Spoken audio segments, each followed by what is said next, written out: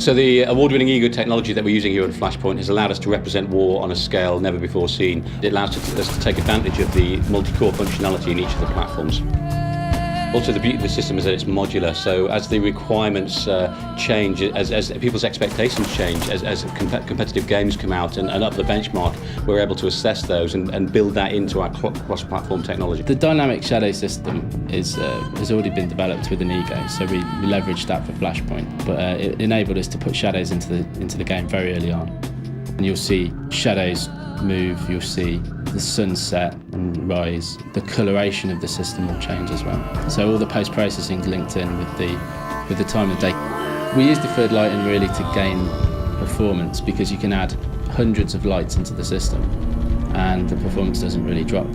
In a traditional rendering system, you would limit your lights to maybe 8 max, whereas deferred lighting you can easily get over 100. You can really change the mood and the look of the whole environment with this entire quite straightforward system. For Operation Flashpoint, our major focus was on the mission editor. The mission editor is a tool where designers make the war happen. The mission editor receives data directly from the game and displays the up-to-date in-game map. As a result, it represents the current state of the game data at all times.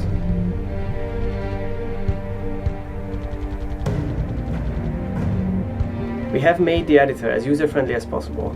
To do this, we created ways of connecting the tool to the game, so you can see certain changes immediately. One of the good things in the tool is that you can change things on the fly without having to go into the game. You can see that just on the top of the effect there. It's changed to be a green colour at the top in the smoke. You can see here on the right-hand side a large list of parameters. This is just for one of the types of nodes that we've got. All of these give the artists more power and more ability to do different things. The coolest part of Flashpoint for me is just the whole scale of the environment and just the amount of fidelity we've got in there over such a huge area, from the smallest impact to the largest JDAM 1,000-pound bomb explosion.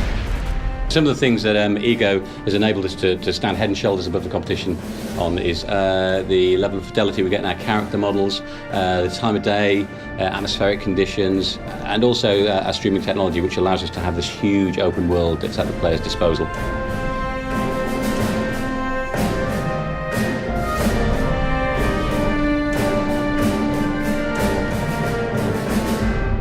Well, there's a theory going around that I've deliberately tweaked the game so that whenever I play it, I pwn everyone else, basically. There's absolutely no truth in this rumour whatsoever. Whatsoever?